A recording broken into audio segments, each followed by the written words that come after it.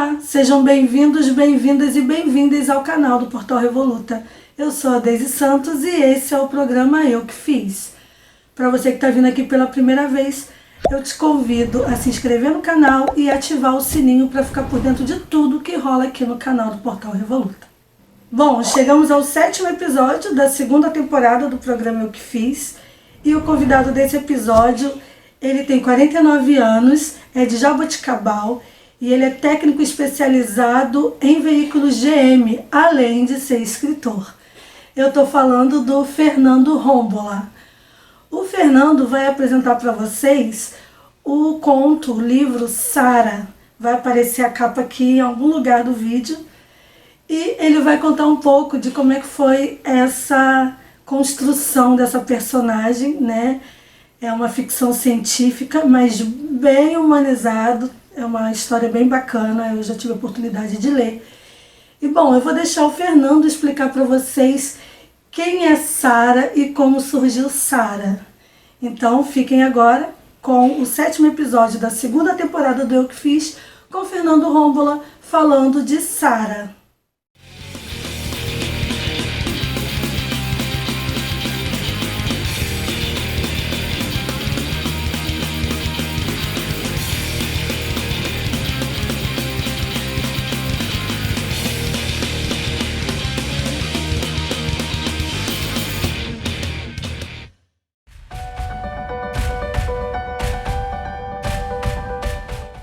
Sara foi excluída da sua própria mente. As certezas que ela tinha de ser humana foram apagadas da sua natureza pelos algoritmos que obrigam ela a cumprir uma missão, porque ela foi transformada numa máquina de guerra.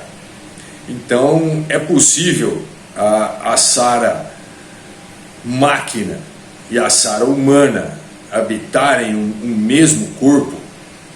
É possível a natureza humana de Sara sobreviver aos implantes tecnológicos, cara, que foram feitos aí em todo o seu corpo, em seu cérebro. Então a premissa de Sara seria essa.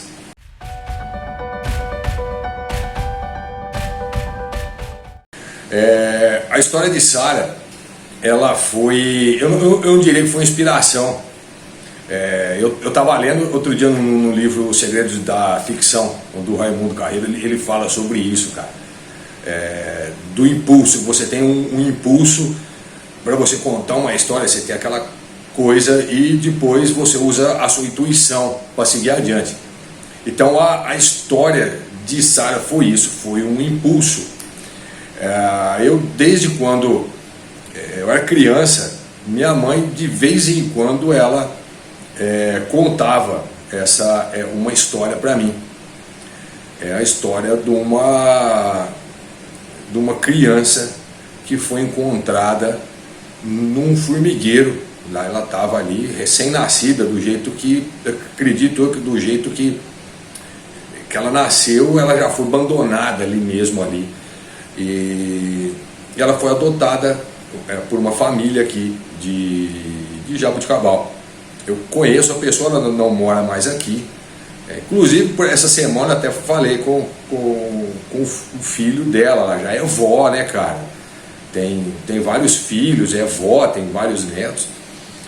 E quando minha mãe me contou essa história, eu vim aqui, sentei na frente do notebook, comecei a escrever do jeito que está no texto. O começo foi esse aí. O impulso, né, cara? Eu comecei desse jeito e o resto da história foi fluindo, foi saindo. E o mais engraçado que do dia que eu comecei a escrever Sara, minha mãe nunca mais tocou no assunto, cara. Que coisa, uma coisa muito... Eu achei esse um fato curioso, cara. Escutei isso a vida toda, até que um dia que eu contei a história dessa pessoa, ela nunca mais falou no assunto. É uma coisa interessante isso aí.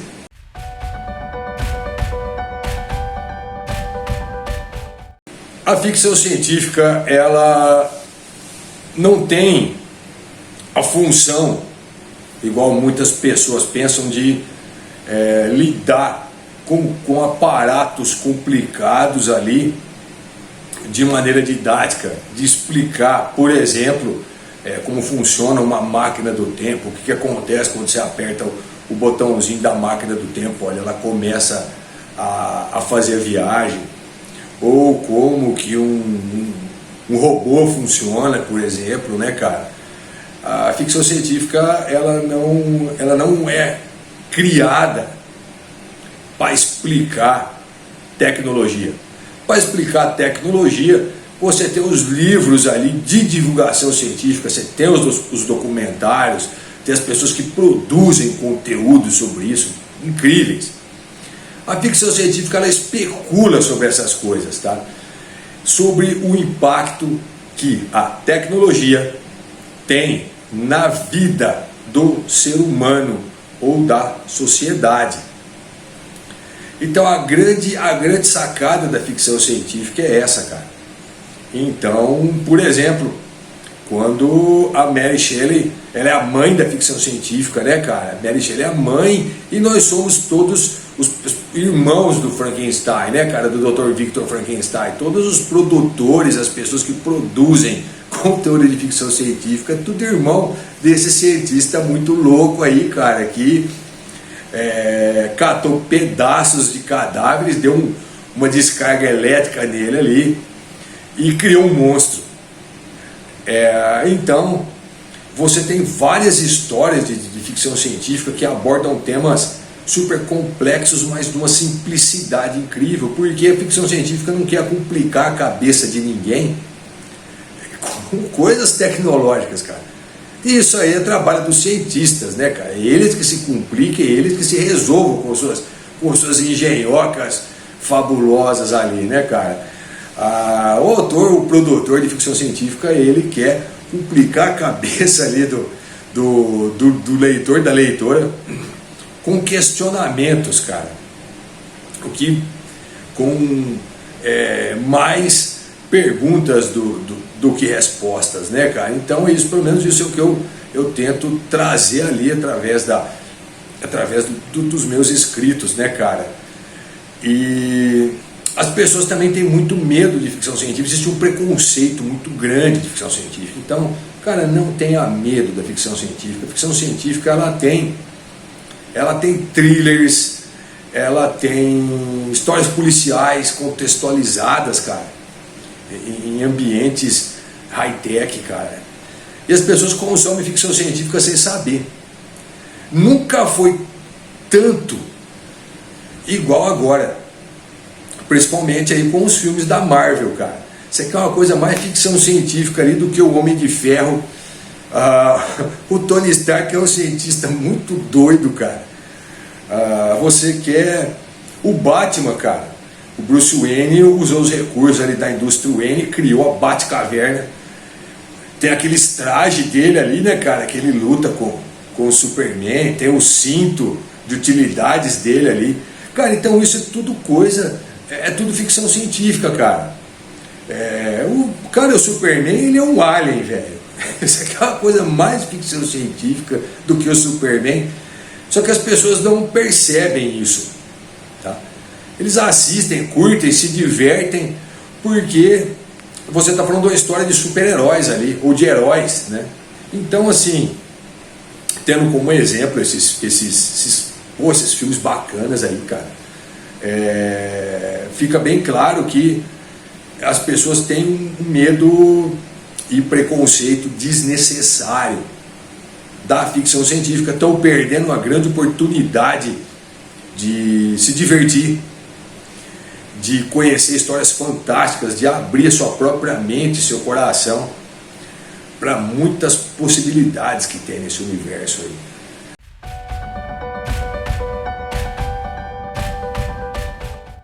Não é uma autocrítica, cara.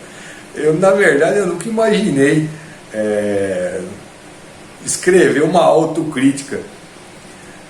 Eu acho que a gente deve estar sempre se confrontando ali e tentar melhorar a cada dia. É difícil, uma mudança pessoal aí é difícil, cara, é bem complicada.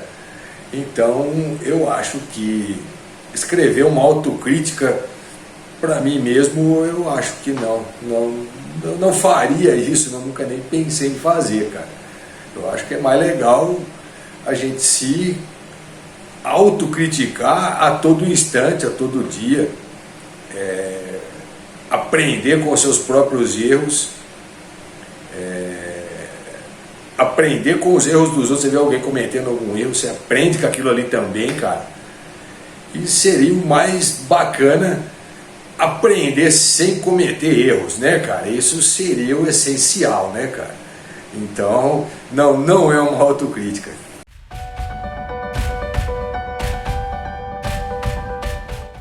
Olha, assim, eu como autor, eu acho que é muito mais legal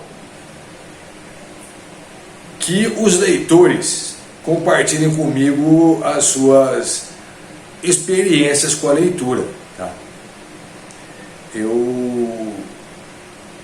Eu prefiro não especificar essas coisas, esses assuntos assim, de maneira tão exata e tão precisa, porque a experiência que eu tô tendo aí como autor aí, com Esther, com Sara, que as pessoas, cara, as leitoras e os leitores, eles cada um tem uma visão diferente das coisas. E eu acho que se eu colocar alguma definição a mais do que tem na própria história, eu acho que isso pode comprometer o julgamento das pessoas. Então, eu diria assim, sinta-se livre para vivenciar a história, para entender o que está ali de acordo com a sua visão de realidade, a sua visão de mundo, a sua compreensão dos fatos, cara. Então eu prefiro que os leitores me digam o que eles viram na história, porque, cara, é incrível. Às vezes eu recebo aí feedback das pessoas e de coisas que eu nem imaginei que tinha ali, cara. Então isso então por isso que eu prefiro deixar em aberto essa questão. Será que tem? Será que não tem? O que você acha, cara? É mais importante saber isso, porque quando o autor, o produtor de qualquer conteúdo ali, ele explica a sua obra, e está diminuindo todo o trabalho que ele fez, né, cara? Então seria legal deixar em aberto essa questão para que quem lê tirar suas próprias conclusões, né, cara? Eu me sinto muito honrado em ouvir o que as pessoas têm a dizer. É isso que é importante, isso que é o grande barato de tudo ali, cara, que é a coisa mais doida. É isso, as pessoas te dizerem o que elas viram na história.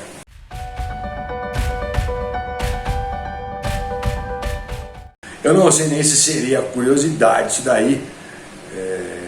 Talvez alguns autores aí trabalhem dessa maneira também, mas eu reescrevi Sara 12 vezes, tá? Passou pelo processo de leitura crítica, pelo processo de preparação de texto, passou pelo processo de revisão, né? Então voltou desse processo de escrita e de edição, aí, de trabalhar com o texto aí. Ao todo foram 12 vezes, cara. E eu também gosto de fazer homenagens nos textos, né, cara? Que nem a Sara, ela não tinha nome. Na verdade ela tinha, né, cara? Era Fernanda. Porque quando Eu estou começando a escrever ali, eu não sei o nome de personagem, Fernando, Fernanda, Fernanda 1, Fernanda 2, Fernanda 3, e a gente vai fazendo até encher o saco e pensar no nome.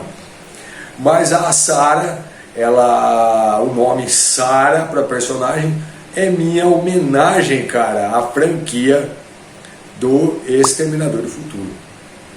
A verdade é essa. Eu sei que muita gente implica com a franquia. Sei que a Skynet é um negócio doido, cara. A linha do tempo do Exterminador é um negócio muito insano. Mas eu gosto, eu sou fã. Eu cresci assistindo, cara. Eu acho a Sarah Connor incrível, tá? Inclusive esse último filme aí que ela volta, né, cara? É legal pra caramba. Então fica a minha homenagem, cara. E tem um projeto ali que agora eu esqueci. Eu esqueci de marcar o nome, porque eu esqueço tudo. Ó, depois te mando, você põe em cima em algum lugar aí o nome do projeto aí, que seria Tardes em Código Binário, que é o projeto que foi desenvolvido ali, o nome do projeto que criou a Sara. Então fica uma homenagem ao Dr. Who ali.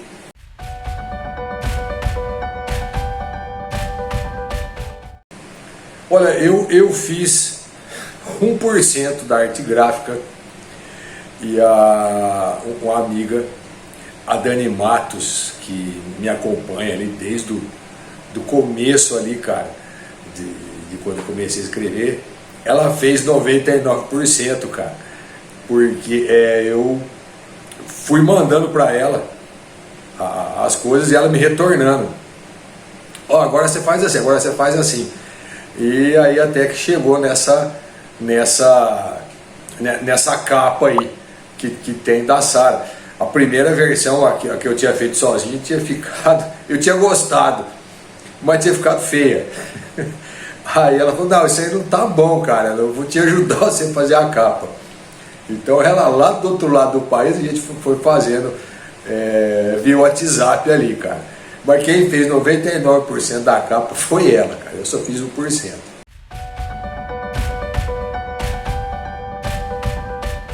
Olha, eu comecei, se a gente considerar gibis, literatura, eu comecei lendo gibi quando era criança, né, cara? Logo quando eu comecei, que eu fui alfabetizado, minha mãe me dava histórias em quadrinhos ali, cara. Eu curtia demais ali, Tio Patinhas, Pato Donald, aquelas coisas da Disney, né, velho? Turma da Mônica.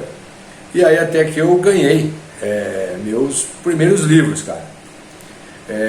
Esse aqui é Glorinha Novaes, no fundo da Glorinha Novaes, né, cara? A autora, no fundo do Rio Amazonas. Eu tenho ele desde criança, mas o que eu considero o meu primeiro, eu não tenho muitas recordações desse livro aqui. É interessante, eu nem me lembro muito bem disso, de quando eu ganhei, de quando eu li. Eu acho que ainda me marcou. Então o que eu considero o meu primeiro livro que eu li, que me marcou, foi esse aqui, ó. Uma Rua Como Aquela. Esse livro me acompanha desde quando eu tinha, acho que 8 anos de idade, cara. Então faz tempo pra caramba, cara. Que foi esse livro aqui, é o que eu considero o primeiro livro que eu li. Eu tenho todos os livros que eu li durante a vida, eu tenho todos eles aqui, lógico, os que são meus, né? Então eu tive uma época que eu pegava muito na biblioteca municipal, li muitos livros emprestados da biblioteca. Foi de quando eu estudava da biblioteca da escola, de quando minha esposa fazia a faculdade, ela pegava alguns livros lá para mim na biblioteca da faculdade para mim ler também. Então a minha formação de leitor foi muito importante através de bibliotecas, cara. Foi fundamental, foi quando eu tive acesso ali a vários livros ali eu teve uma época que eu lia muita filosofia, literatura clássica, né, cara? Então foi tudo através de biblioteca.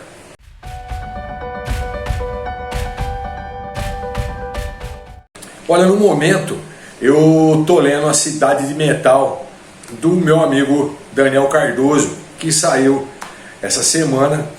É uma história, é um steampunk com sci-fi que se passa em Sorocaba na época do Brasil Império.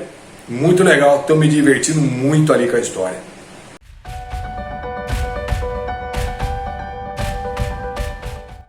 Olha, assim, o livro, quando eu gosto, eu leio até o fim. Quando eu não gosto, eu abandono. Então eu acho que até hoje, pelo que eu me lembre, dos livros que eu tenho aqui comigo, que são meus mesmo aí, cara, são 7 livros que eu deixei de ler. O último foi, eu acho que há uns 5 anos atrás ali. E eu não tenho interesse nenhum de voltar. Por até hoje, de nenhum desses que eu abandonei, cara. Então, os últimos 5 anos têm sido bem produtivos com leitura. Todos que eu pego, eu leio e termino.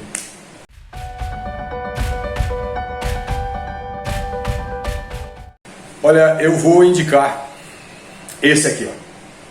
Deixa eu ver. Números Perfeitos, do Leonardo Bourne. É um thriller sci-fi muito bacana, cara. Tem uma trama complexa, intricada, muito bem resolvida. O autor aqui, o Leonardo, ele conseguiu tratar de assuntos complicados, cara, de uma maneira simples. E é uma história divertida. É uma história, tem drama, tem ação, é de tirar o fôlego, tá? Muito, recomendo demais aqui, ó, Números Perfeitos. E vou indicar também aqui, ó, A Aurora das Aberrações aqui, ó, do meu amigo Vinícius Canabarro, um baita autor. Uma das melhores surpresas que eu tive aí em 2020 foi conhecer esse livraço aqui do Vinícius, cara, que é um cara bacana, irmão de metal também, aí, headbanger, cara. Uma história fluida, perturbadora, cara, uma distopia que passa no Rio de Janeiro. Super recomendo. E eu também gostaria de indicar que eu não vou ter aqui em mãos nenhum livro físico, tá? Mas seria o da Fernanda Souza, que é uma cronista muito legal. Seus livros, ela tem 2 livros publicados aí, que é o Tijolo e Cimento, muito bom. A Valesca Zibete, que é uma romancista contemporânea fantástica, cara. Ela tem um livro ali que eu li esse ano também, em 2020, chama A Tríade, cara, passa no Rio de Janeiro. É uma história intensa, tá? E tem aqui também o Daniel Cardoso, que lançou a Cidade de Metal ali, que é o steampunk com sci-fi ali, que se passa em Sorocaba, no Brasil Império. A Dai Celestino, que escreve umas histórias muito doidas, cara. Morcegos Insulares foi que eu li dela aqui também em 2020, me bugou a mente, cara, esse livro. A Laura, vê se eu acerto, a Laura Friedman, com o seu livro Meus Múltiplos. Gente, que foi aquilo, cara? Um suspense psicológico alucinante, cara. E a Larissa Brasil, que escreve literatura de... Ela trabalha com suspense, com o sobrenatural ali, e realismo mágico, cara. E é muito legal as aventuras dela ali, tem Onde o Vento Faz a Curva, 3, e o último que eu li dela aqui, que foi Os Olhos Mais Tristes do Mundo, cara. Que, gente, que me deu um aperto no coração essa história dela aí. Então eu queria também indicar essas irmãs e irmãos de escrita aí também. Deise, obrigado pela oportunidade de estar aqui no canal Revoluta, um canal underground que apoia a literatura, que apoia a música, que apoia a cultura. É uma honra enorme, foi um prazer inenarrável, cara, poder estar aqui fazendo os vídeos aqui, falando com você. Na verdade eu estou falando com você, né, cara? Então, te agradecer pela oportunidade, obrigado por você ter acreditado ali em Sara e Esther, e continue com o seu trabalho. Você é uma pessoa que faz a diferença no nosso meio. Você é aquela pessoa que, quando a gente está produzindo, está escrevendo, está pensando, é aquela pessoa que está ali junto com a gente, pelo apoio que você está dando aí pro pessoal. Então, obrigado pelo apoio, muito agradecido. E esse foi o Fernando Rómbola apresentando o seu conto Sara e falando um pouco sobre ficção científica, né, os mitos, né, as visões que as pessoas têm sobre ficção científica, a produção de ficção científica na literatura. Bem bacana, né? Aqui nos links, vão ficar aqui na descrição do vídeo, vão ficar os links para vocês conhecerem um pouco sobre o Fernando Rómbola, né? O link para aquisição do conto e acesso para leitura, né? E também os links do Portal Revoluta, que você pode seguir a gente no Instagram e no Facebook, né? Além de conhecer o nosso site. E também não se esqueça de inscrever aqui no canal, para ficar por dentro do que rola no Portal Revoluta, tá bom? Bom, chegamos a mais uma dica de leitura aqui no Eu Que Fiz, e eu estou trazendo de volta a Conceição Evaristo, que é uma querida, uma escritora contemporânea, com As Insubmissas Lágrimas de Mulheres. Esse livro é fortíssimo, além de ter essa capa linda, linda de viver. Nesse livro, né, a Conceição Evaristo apresenta a história de várias mulheres, né, e de uma forma muito sensível, contando de suas dores, amores e dissabores.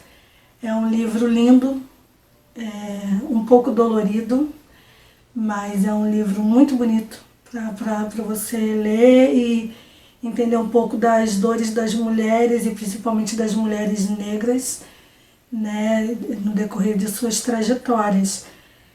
Conceição Evaristo sempre traz essa discussão sobre, né, o lugar da mulher e da mulher negra na sociedade, e quanto é preciso lutar para ser respeitada e ter a sua história lembrada. E é exatamente isso que ela faz nesse livro. Espero que vocês gostem da leitura. Conceição Evaristo está aí para ser degustada e cada vez mais falada, porque é uma escritora da contemporaneidade muito importante e que deve ser consumida, né? Suas obras devem ser consumidas cada vez por mais pessoas. Então essa é a minha dica, né? E é isso. Quero agradecer demais a todo mundo que tem comentado aqui no YouTube, tem ido lá no nosso Instagram para seguir a gente e também mandar inbox com sugestão de nome de autores e tudo mais. Te convido a se inscrever aqui no canal se você ainda não se inscreveu. Como eu sempre falo, né, a literatura é uma janela, é uma porta para diversos mundos, né? E como disse Elisa Lucinda, a literatura é o ticket de viagem mais barato que existe, porque você viaja o mundo inteiro sem sair de casa, né? Então é isso, obrigada a todos, todas e todas. Até o próximo episódio, um beijo e tchau!